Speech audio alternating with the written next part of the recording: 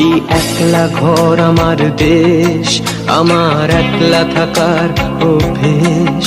ভাবি কিছুতেই ভাববো না তোমার কথা, ও বা টেলিফোনের পাশে বসে। তবু গভীর রাতের অগভীর সিনেমায় যদি প্রেম চায় নাটুকে বিদায়, আমি আচ্ছন্ন হয়ে পড়েছি আবার, দেখি চোখ ভিজে যায় কান্নায়। না না, কাঁদছি না, তোমায় ভাবছি না,